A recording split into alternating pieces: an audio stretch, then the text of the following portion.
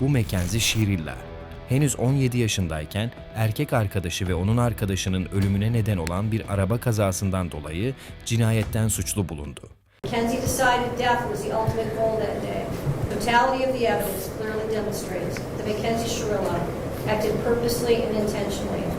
In the early morning hours of July 31st, 2022, her purpose was to kill Dominic Russo and Davion Flanagan.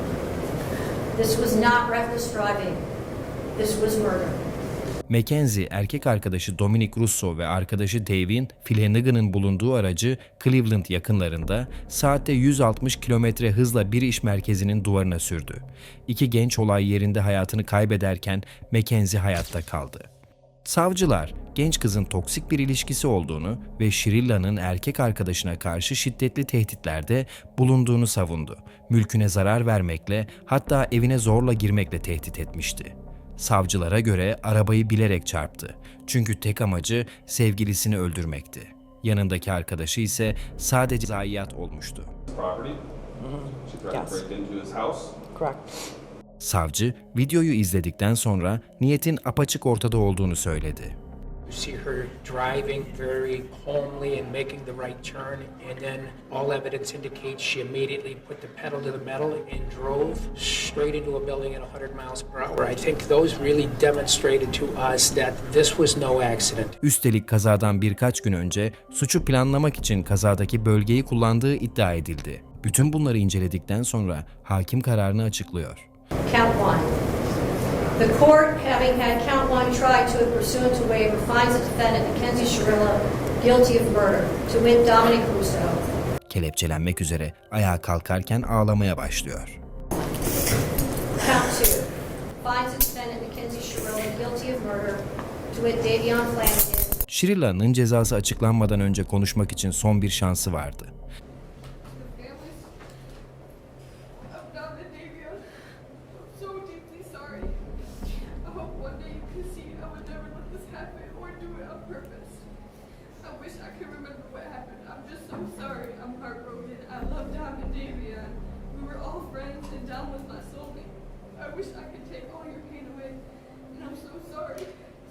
To my family, thank you for the support and all the love you guys give. Thank you for fighting for me. I love you all so much. Specifically, she chose a date just before her 18th birthday. So she's sentenced on count two, the murder of Davion Flanagan, 15 years to life.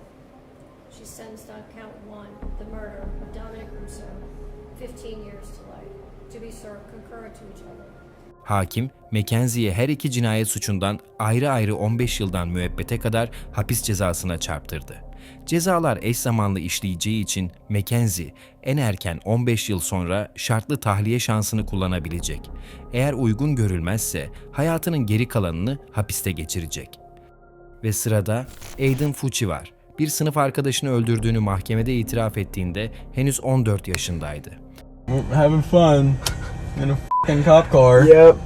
Aiden, Florida'daki Patriot Oaks Akademisi'nden 13 yaşındaki sınıf arkadaşı Tristan Bailey ile birlikteydi. Aiden, küçük kızı tam 114 kez bıçakladı. Tristan'in cansız bedeni daha sonra ormanlık bir alanda bulundu. Kan donduran asıl olay ise cinayetten hemen sonra Aiden tutuklanıp polis aracının arkasına bindirildiğinde hiçbir pişmanlık belirtisi göstermiyordu. Hatta araçta Snapchat videoları çekip eğleniyordu. Savcılık tarafından paylaşılan görüntülerde Aiden ve ailesi sorgu odasındayken annesinin şu sözleri duyuluyor. Snapchat that you did was not very smart. Not at all. Now we have people want to burn our house down, our cars down. Because of that Snapchat thing you did. It's all over. You're all over the internet and everywhere. It's very serious. This is no joke. This is your whole life. Your whole life. And hers. And ours. Cinayetten hemen önce Aiden ve kurbanın birlikte yürüdüğü görüntüler paylaşıldı. Yaklaşık 90 dakika sonra ise aynı kamera Aiden'ın cesedin bulunduğu bölgeden kaçarak uzaklaştığını kaydediyordu. 114 stab wounds, 49 defensive wounds, 35 wounds to the head and neck, 29 to the back and shoulder, and 6 fatal wounds. Birinci derece cinayetten suçlu bulunan Aiden için hakimin kararı netti. Mr. Fucci, having entered a plea of guilty to the crime of first-degree murder, I adjudicate you guilty of the premeditated first-degree murder of Tristan Bailey. I sentence you to life in prison. Because of your age, you are eligible for review of the sentence in 25 years. Karar açıklandığında Aiden Fucci neredeyse hiç hareket etmeden sadece donuk bir ifadeyle duruyordu. Üçüncü vakaya geçmeden önce şu ana kadar gördüğümüz bu kararlar sizce adil mi? Cezalar hakkındaki düşüncelerinizi yorumlarda paylaşın. Ayrıca bu tarz dosyaları araştırmaya devam etmem için kanala abone olup videoyu beğenerek bana destek olabilirsiniz. Şimdi çok daha sarsıcı bir hikayeyle devam ediyoruz. Karşınızda Willard Miller ve Jeremy Goodale. Sadece 16 yaşındalar ve her ikisi de lisedeki İspanyolca öğretmenlerini öldürmekle suçlanıyorlar. Söylediklerine göre her şey sadece kötü bir sınav notu yüzünden başladı. We then moved her off of the trail, where I then struck her, and she died as a result. Miller ve Jeremy Güneydoğu Iowa'daki Fairfield Lisesi'nde öğrenciydiler. Kurbanları Noema Graber ise aynı okulda İspanyolca öğretmeniydi ve Miller onun öğrencilerinden biriydi. Miller, öğretmeni Noema Graber'dan düşük bir not alınca arkadaşı Jeremy ile birlikte bir plan yaptı.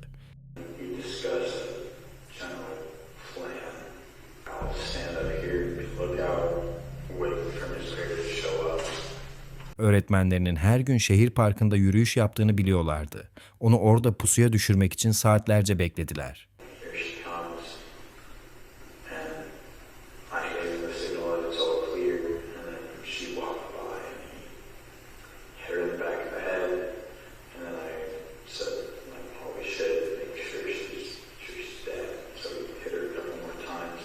Öğretmenlerini ormanlık alana sürüklediler ve beyzbol sopasıyla döverek öldürdüler. What's the plan after that? There wasn't really a plan beyond that. It's just improvisation. Okay. Like hide the body, bury the body, stage the body? Trying to hide the body. Is there any discussion about maybe we should run away? Maybe a suicide type situation, anything of that nature? Like beyond November 2nd, what's the plan? I guess in our arrogance, we kind of assumed that nobody would ever find her. Kısa süre sonra her iki çocuk da tutuklandı. Goodale'i tanıyan bir tanığın polise ikisinin cinayete karıştığını iddia eden Snapchat mesajlarını gösterdi.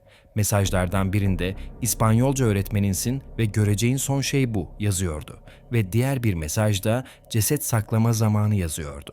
Jeremy daha sonra suçunu kabul edecek ve en iyi arkadaşı Miller'a karşı tanıklık yapacaktı. I understood that he had the intent to kill Mrs. Graber.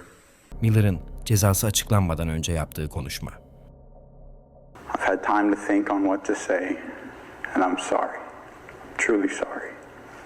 Every day I wish I could go back and stop myself. Ve şimdi hakimin son sözleri. In sentencing a juvenile for first-degree murder, the defendants shall be sentenced to life with the possibility of parole after 25 years. Miller'ın cezası açıklanmadan önce yaptığı konuşma.